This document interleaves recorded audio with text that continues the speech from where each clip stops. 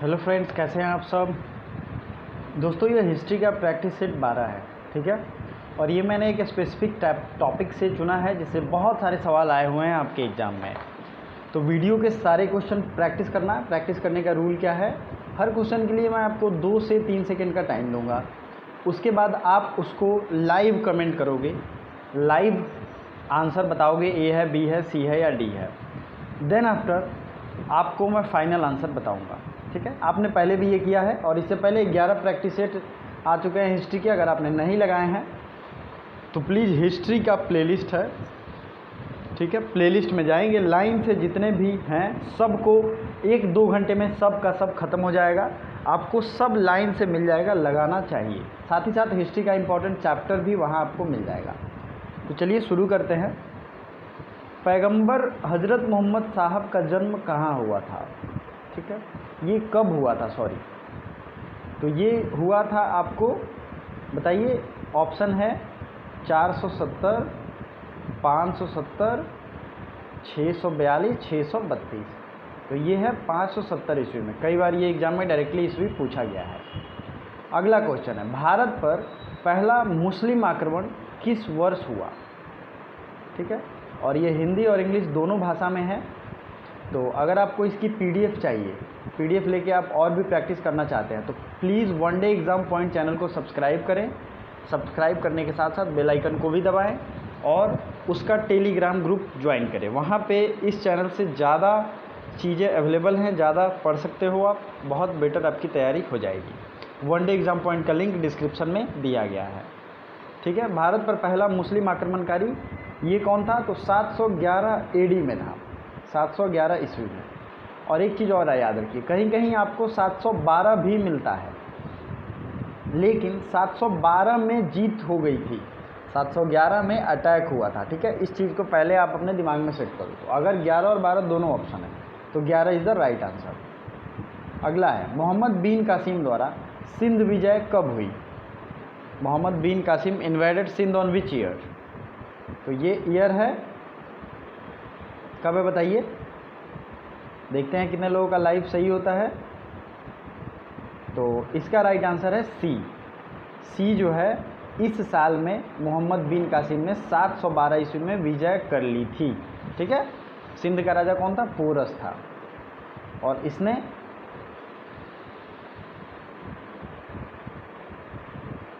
Surrender किया लड़ते हुए, ठीक है, ये आपको याद होना चाहिए। तो पहला आक्रमणकारी भी मोहम्मद बिन कासिम था। अब आते हैं अगला, भारत में पहला मुस्लिम आक्रमणकारी था। अब तो आप इसका राइट आंसर जानते हो, मैंने अभी ही बताया। तो प्लीज़ बता दो क्या होगा।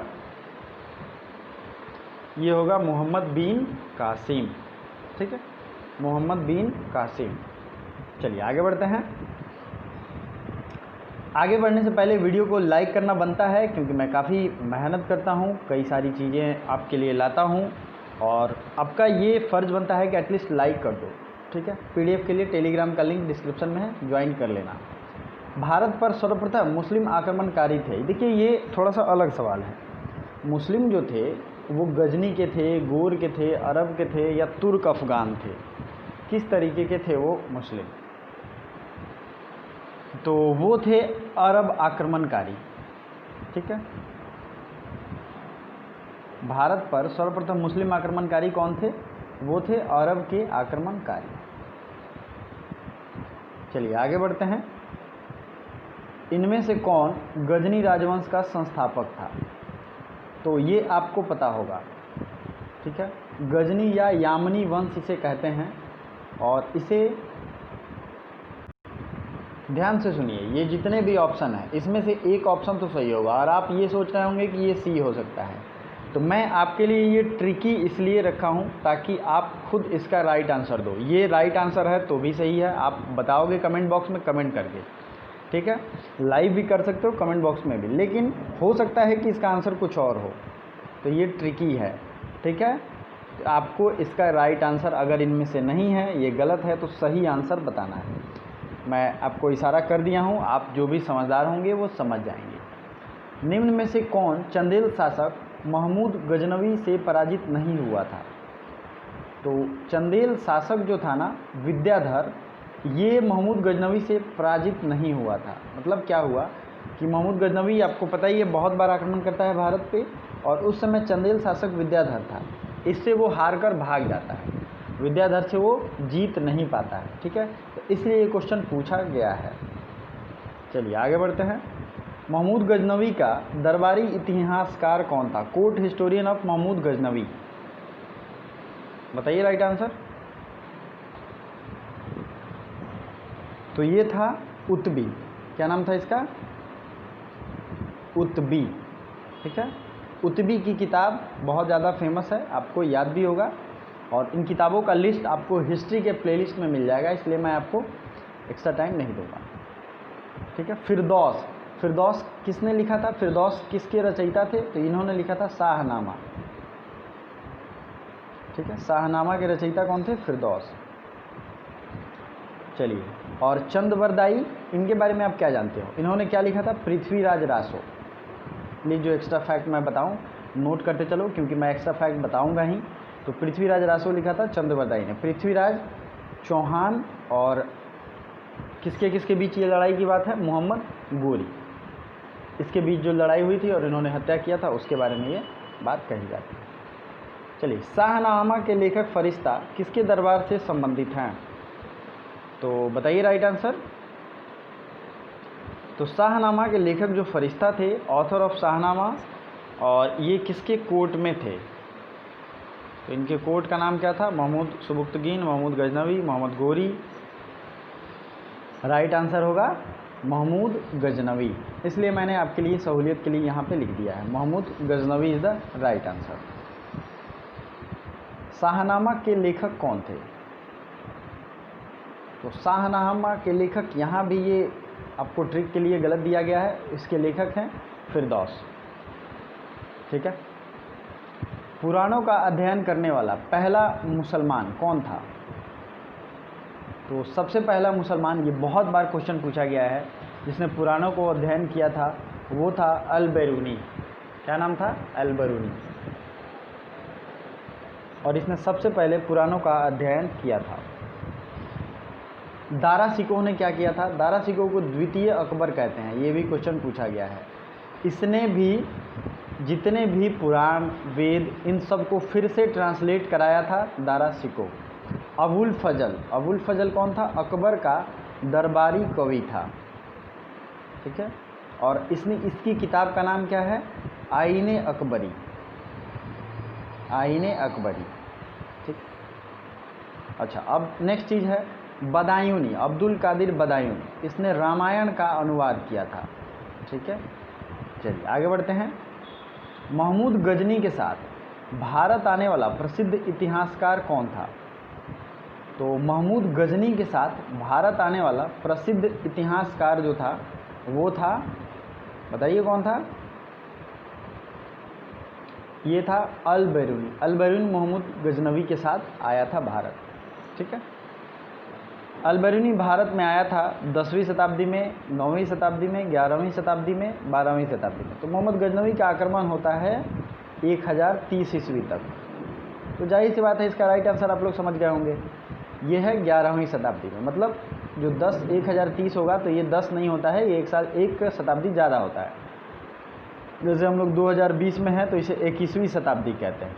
ठीक है, तो इसलिए आपको ये याद रखना चाहिए। 11वीं शताब्दी में अल-बिरूनी आया था किसके साथ? महमूद गजनवी के साथ। चलिए अगला क्वेश्चन है 14 नंबर। महमूद गजनी के साथ भारत आने वाला मुस्लिम विद्वान कौन था?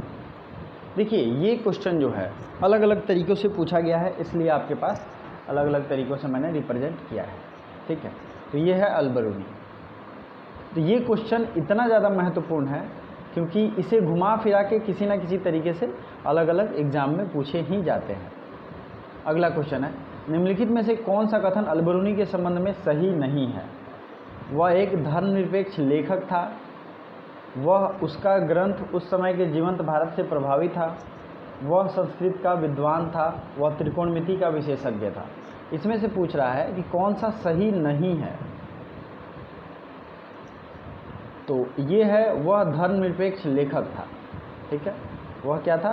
धर्मनिरपेक्ष लेखक। किसने एक तरफ संस्कृत मुद्रा लेख के साथ चांदी के सिक्के निर्गत किए?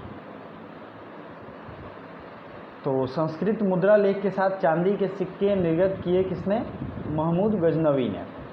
ठीक है, महमूद गजनवी का ये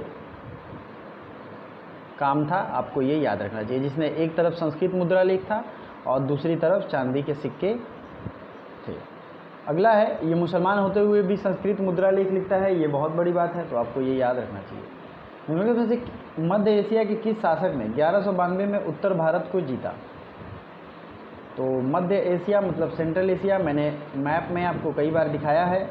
और एक चीज़ मैं कहना चाहता हूँ, मैं जो डेली करंट अफेयर्स लाता हूँ उसमें जितने भी मैप के फैक्ट्स बताता हूँ वो आपके एग्ज़ाम में किसी न किसी तरीके से आया हुआ है।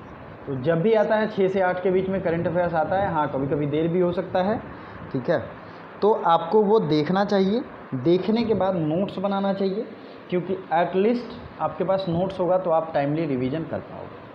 तो 1192 में मोहम्मद गोरी ने आक्रमण किया था। अब इसकी कहानी आप लोग जानते होंगे। 1191 में तराइन की प्रथम लड़ाई होती है, जिसमें मोहम्मद गोरी हार के भाग जाता है राजपूतों से, पृथ्वीराज चौहान से। फिर वो 1 साल बाद अटैक करता है तराइन की द्वितीय लड़ाई में, ठीक है, 1192 में, जिसमें उसे धोखा दे देता है उसका प्रिय मित्र जयचंद। तो दो युद्ध आपको रिवीजन हो गए, और इसमें हार जाता है पृथ्वीराज चौहान, मोहम्मद गोरी जीत जाता है। ठीक है, फिर 1194 का एक और युद्ध है चंदावर का युद्ध। ये प्लीज़ आप लोग याद रखिएगा, क्योंकि ये भी एग्ज़ाम में पूछा जाता है। तो 3 युद्ध की मैंने बात कर दी, अब आप समझ गए होंगे, कॉन्सेप्ट क्लैरिटी जरूरी है। मोहम्मद गोरी का सबसे पहले किसने पराजित किया? अब तो इसका आंसर आप लोग जानते हैं, लेकिन उस पृथ्वीराज चौहान से पहले भीम द्वितीय से भी वो हारा था। ठीक है, भीम द्वितीय से भी हारा था। तो अगर पृथ्वीराज चौहान और भीम द्वितीय भी हो ऑप्शन में, तो इसमें भीम द्वितीय को राइट करना है, नहीं हो तो पृथ्वीराज चौहान सही होगा। मोहम्मद गोरी ने जयचंद को किस युद्ध में पराजित किया था? तो मैंने अभी बताया है, इसका राइट आंसर देखते हैं कितने लोगों को पता है। तो इसका राइट आंसर है चंदावर का युद्ध। राइट आंसर क्या है? चंदावर का युद्ध। चलिए, निम्नलिखित में से कौन राजा मोहम्मद गोरी द्वारा चंदावर के युद्ध पराजित किया गया था? तो अब बताइए, चंदावर के युद्ध में कौन पराजित हुआ था? इस क्वेश्चन का आंसर आप लोग बताते रहिए। तब तक मैं एक चीज़ कहना चाहूँगा, क्या आप लोगों को पॉलिटी के और प्रैक्टिस सेट चाहिए? तो आप लोग प्लीज़ कमेंट करके बता दो कि हाँ सर पॉलिटी का प्रैक्टिस सेट ले आइए। और मैं इंटरेस्ट देखना चाहता हूँ, बहुत लोग इंटरेस्टेड होंगे तो मैं ज़रूर लेकर आऊँगा। और पॉलिटी के, हिस्ट्री के, ज्योग्राफी के सबके बहुत सारे प्लेलिस्ट पहले ही आ चुके हैं। 25 प्रैक्टिस सेट पॉलिटी के आ चुके हैं। तो अब वक्त आ गया है उन सबको रिवीजन करना। राधे मोहन हो सकता है इस वीडियो को देख भी रहे हों। राधे मोहन का मुझे ये तरीका बहुत अच्छा लगा कि उन्होंने पहले से सारे प्रैक्टिस सेट लगाए हैं। अब एग्ज़ाम नज़दीक आ गया है तो वो 2x पे करके 2 गुने रफ्तार में सारे प्रैक्टिस सेट को फिर से चेक कर रहे हैं और अपना आंसर कमेंट कर रहे हैं। मतलब ये तरीका इतना फ़ायदेमंद है कि आपका ऑटोमेटिक रिवीजन हो रहा है। ठीक है, आपके स्कोर भी बढ़ रहे हैं। अगर उस तरीके के क्वेश्चन आए हुए हैं आपके एग्ज़ाम में और आएंगे भी, तो आपका गलत होने का संभावना नहीं रहेगा। तो वक्त आ गया है, सारा प्रैक्टिस सेट 1 से 2 दिन का चीज़ है, और अगर आप प्रैक्टिस सेट देखोगे तो आपको कमियां भी पता चलेंगी, आप उस चीज़ को रिवीजन करके जाओगे। तो Radhe Mohan, thanks for that. अच्छा लगता है जब आप इतनी मेहनत करते हो, और आपका सिलेक्शन ज़रूर होगा।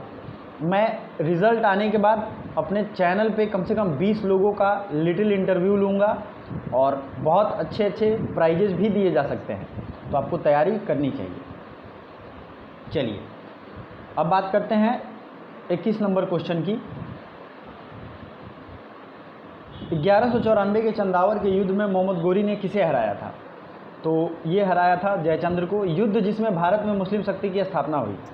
देखिए, मुस्लिम शक्ति की स्थापना मोहम्मद बिन कासिम 712 में आक्रमण करता है, लूटपाट करता है और वो चला जाता है, ठीक है। लेकिन उसके बाद 1191 में मोहम्मद गोरी जब आता है और 1192 में वो फाइनली जीत जाता है, उस टाइम पे ये मुस्लिम शक्ति की स्थापना पूरी हो जाती है। तो ये इसका सेकंड राइट आंसर होगा। किस मुस्लिम शासक ने सिक्कों पर देवी लक्ष्मी की आकृति बनी है? तो ये है मोहम्मद गोरी। मोहम्मद गोरी के सिक्कों पर देवी लक्ष्मी की आकृति बनी है। मोहम्मद गोरी के किस देश ने बंगाल और बिहार पर विजय प्राप्त की? तो मोहम्मद गोरी का एक चेला था, एक तरीके से कह सकते हैं, बख्तियार खिलजी, इसने बंगाल और बिहार पर विजय प्राप्त की। ठीक है, बंगाल और बिहार पे। बिहार पर पहला मुस्लिम विजेता कौन था? तो यही था बख्तियार खिलजी, बख्तियार खिलजी। अब आपके लिए जो मैंने क्वेश्चन पूछा था आपसे, ठीक है, कि जो क्वेश्चन मैं पूछा था गजनी डायनेस्टी का फाउंडर कौन था, मैंने ये कहा था कि ये आंसर सी सही भी हो सकता है, नहीं भी हो सकता है, लेकिन जो भी सही है फुल डिटेल आप लोग कमेंट करके बताओ। ये मैंने ट्रिकी इसलिए रखा है ताकि आप लोग कंफ्यूज हो और गलती करो। फिर भी देखना चाहता हूँ क्या नॉलेज है आप लोगों की, और इस तरीके का और प्रैक्टिस सेट चाहिए तो ज़रूर कमेंट करें, और कमेंट करेंगे तभी मैं लेके आ पाऊँगा। Thank you so much for watching.